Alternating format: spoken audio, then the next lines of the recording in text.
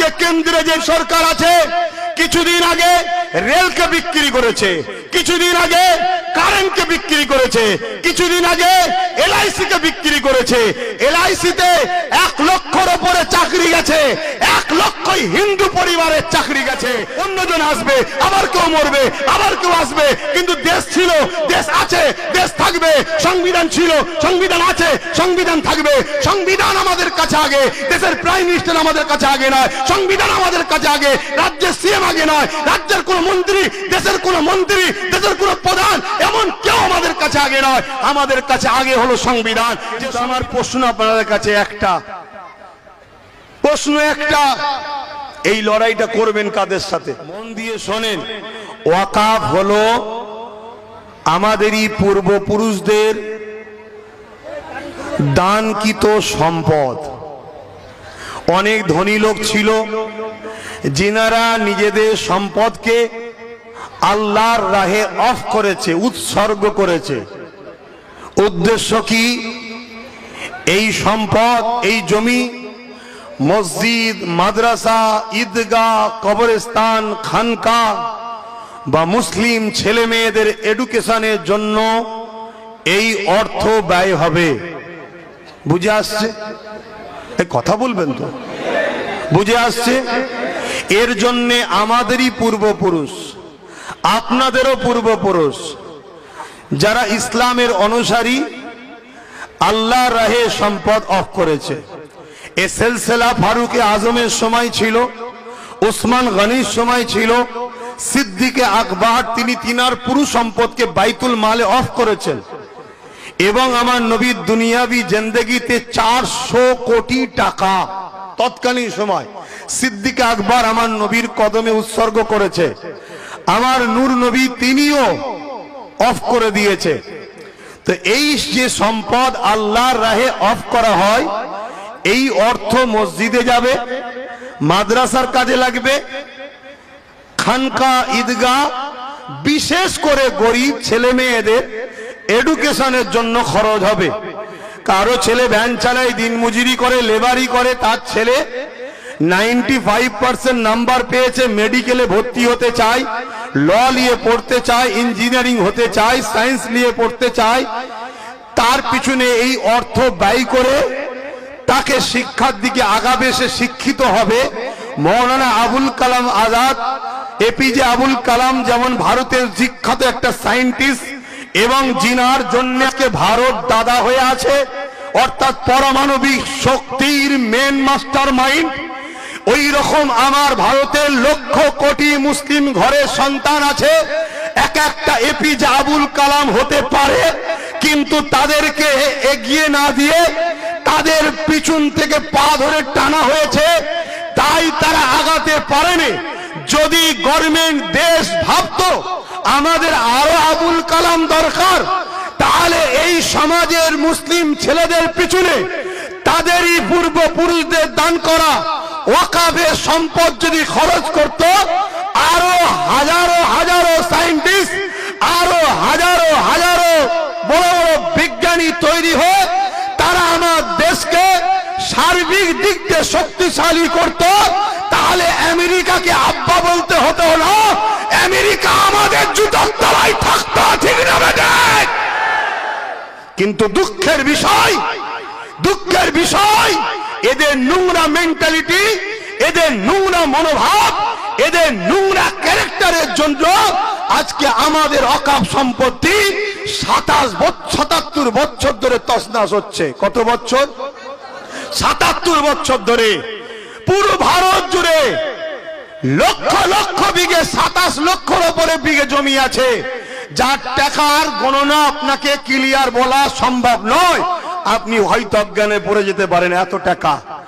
এই বিশাল সম্পদ 77 বছর ধরে চুরি হচ্ছে, এই বিশাল সম্পদ 77 বছর ধরে লুট হচ্ছে।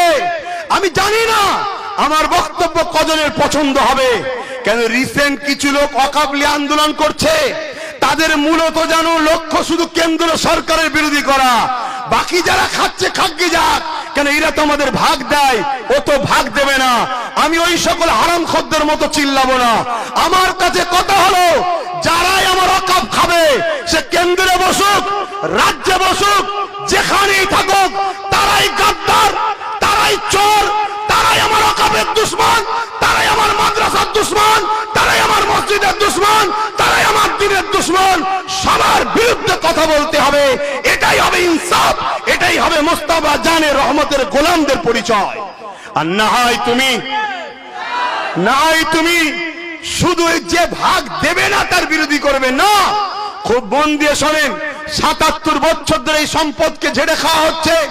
আজকে কেন্দ্রে যে সরকার আছে, কিছুদিন আগে রেলকে বিক্রি করেছে, কিছুদিন আগে কারেন্টকে বিক্রি করেছে, কিছুদিন আগে এলআইসি কে বিক্রি করেছে। এলআইসি তে 1 লক্ষর উপরে চাকরি গেছে, 1 লক্ষই হিন্দু পরিবারের চাকরি গেছে। কেন্দ্রের সরকার শুধু মুসলমানদের দুশমন নয়, ও ভারতের দুশমন, ও হিন্দুদের দুশমন, প্রত্যেকটা ভারতীয় দুশমন। কারণ এর আগে রেল বিক্রি করে দিয়েছে। হকারদের আজকে কি অবস্থা দেখুন, হকারি করে কারা? বেশিরভাগ তো মুসলিম ভাইরা সেখানে রয়েছে। এলআইসি করে কারা? বেশিরভাগ তো মুসলিম ভাইরা রয়েছে। ট্রেনে জব করে কারা? বেশিরভাগ তো মুসলিম ভাইরা রয়েছে। তাহলে কৃষকদের বিরুদ্ধে আইন করতে গেছে। এইভাবে বার বার বার বার আমার ভারতবর্ষটাকে তছনছ করে দিচ্ছে। ভারতবর্ষ একটা গাছ, মনে রাখবেন, ভারতবর্ষ একটা গাছ। এই গাছের অনেক কটা শিকড় আছে। একটা শিকড়ের নাম মুসলিম, একটা শিকড়ের নাম হিন্দু, একটা শিকড়ের নাম আদিবাসী, একটা শিকড়ের নাম খ্রিস্টান, একটা শিকড়ের নাম দলিত, একটা শিকড়ের নাম সাঁওতাল, একটা শিকড়ের নাম মতুয়া। যে কোনো একটা শিকড় যদি কাটে, মূলত ভারতটা দুর্বল হবে, গাছ দুর্বল হবে। এরা দেশকে শেষ করতে চাইছে। কখনো মুসলিম হিন্দু বিভাজন, কখনো কৃষকদের বিরুদ্ধে, কখনো মুসলমানদের বিরুদ্ধে। আজকে কেন্দ্র সরকার ওয়াকফ বিলের নামে একটা বিল তৈরি করতে চাইছে সংশোধনের নামে। সেখানে কি বলছে? আমরা মুসলমানদের ভালো চাই। আরে শুধু মুসলমানদের ভালো করবি কেন? দেশের মাথায় বসে আছিস, হিন্দু ভাইরা কি অপরাধ করেছে? দেবত্ব সম্পত্তি সংশোধন করবি না কেন? শিক্ষারি বলে কি বলে, আদিবাসীদের জল জঙ্গলের সম্পত্তি সংশোধন করবি না কেন? সবারটা কর না। মুসলমানদের ঘরে বোকা বানাতে চাইছে। কি চাইছে? ৭৭ বছর ধরে আমাদের সম্পদের টাকা সবাই মিলে লুটে পুটে খেয়েছে। এরা চাইছে পুরো বিল করে ওয়াকফের টোটাল জায়গাকে আমরা নিজেরা আত্মসাৎ করে নেব, আমরা নেব। এখন প্রশ্ন হতে পারে, ৭৭ বছর ধরে তো সবাই খায়, এর বিল করার শখ গেল কেন? হঠাৎ বিল করতে কেন চাইছে? এর কারণটা একটু মন দিয়ে শোনো। গুজরাটে একটা মসজিদ আছে ১৩০০ বছর বয়স, কেরলে একটা মসজিদ আছে ১৪০০ বছর বয়স। এভাবে যদি ১৪০০ বছর, ১৩০০ বছর, ১২০০ বছর, 1000 বছরের মসজিদ থাকে, তার মানে ভারতবর্ষে 1000 বছর ধরে মুসলমান আছে, ১৩০০ বছর ধরে মুসলমান আছে, ১৪০০ বছর ধরে মুসলমান আছে। তার প্রমাণ কি? ওই যে গুজরাটের মসজিদ। তার প্রমাণ কি? ওই যে কেরলের মসজিদ। তার মানে ১৩০০ বছর ধরে আজান হচ্ছে, ১৪০০ বছর ধরে আজান হচ্ছে, ১২০০ বছর ধরে আজান হচ্ছে। তার মানে নামাজ হচ্ছে, তার মানে কবরস্থান আছে, মাদ্রাসা আছে। এই যে হাজার হাজার বছরের কবর প্রমাণ দিচ্ছে আমার বাপ দাদা হাজার হাজার বছর ধরে কবর হয়েছে। তার মানে মুসলমান হাজার হাজার বছর ধরে আছে। কোন এমপি বলে এমএলএ বলেছিল যে মুসলমানদের কবরস্থানে অনেক জায়গা চলে যাচ্ছে, পুরানো সিস্টেম চালু করো, ওদেরকে কবর দিতে দেওয়া যাবে না। আগামী দিন যদি এই ওয়াকফ বিল করে লাই, তোমাকে পুরানো হবে, তোমার দাদাকে পুরানো হবে, তোমার মাকে পুরানো হবে, তোমার নানাকে পুরানো হবে। তুমি যদি মনে করো এই পুরানো সিস্টেম চালো, তাহলে ওয়াকফ বিল করতে দাও, হাতে হাত দিয়ে বসে থাকো। যদি বলো না, নিজের অধিকার নিবার জন্য তোমাকে আগিয়ে যেতে হবে, এটা তোমার ইনসানিয়াত, এটা তোমার ইনসাফ, এবং তোমার দেশ তোমাকে রাইট দিয়েছে। এই অধিকার তুমি লিবার জন্য যা খুশি করতে পারো, তোমাকে তোমার দেশ রাইট দিয়েছে, তোমার সংবিধান তোমার পাশে আছে। কেউ প্রধানমন্ত্রী আজকে, কত প্রধানমন্ত্রী মরে গেছে, এ কাল মরে যাবে, অন্যজন আসবে, আবার কেউ মরবে, আবার কেউ আসবে। কিন্তু দেশ ছিল, দেশ আছে, দেশ থাকবে। সংবিধান ছিল, সংবিধান আছে, সংবিধান থাকবে। সংবিধান আমাদের কাছে আগে, দেশের প্রাইম মিনিস্টার আমাদের কাছে আগে নয়, সংবিধান আমাদের কাছে আগে, রাজ্যের সিএম আগে নয়, রাজ্যের কোন মন্ত্রী, দেশের কোন মন্ত্রী, দেশের কোন প্রধান, এমন কেউ আমাদের কাছে আগে নয়। আমাদের কাছে আগে হলো সংবিধান। যে সংবিধানের ভেতরে থাকবে সে হলো ভারতীয়, তার জন্য জিন্দাবাদ বলবো। যে সংবিধানের বেখিলাফ করবে, সে যদি আমার মুফতি হয়, আমার মৌলানা হয়, আমার ইমাম হয়, আমার পীর সাহেব হয়, তার বিরুদ্ধে আমরা কথা বলবো। কেন আমরা মেনে নিয়েছি দেশ আমাদের, দেশ চালাবার জন্য সংবিধান রয়েছে, তা সংবিধান রাইট দিচ্ছে ওয়াকফ আমার, আমরা এর পরিচালনা করব।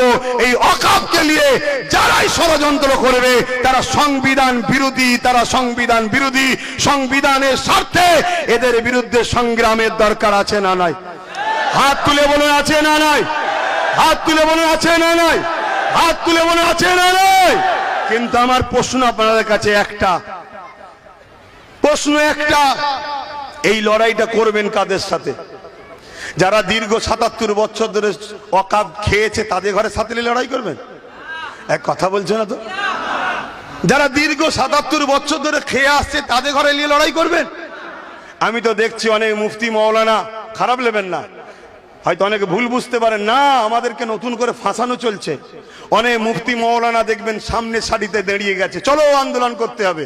আরে তোকে তো দেখতাম ওর সাথে ওর সাথে ওর সাথে ওর সাথে সবার সাথে তুই উঠা বসা করেছিস দীর্ঘ বছর ধরে। তারাও যখন ওয়াকফ খাচ্ছিল, কই তোর মধ্যে তো কোনো কথা নাই ছিল কি? তাহলে আজকে তুই কেন চিল্লাচ্ছিস?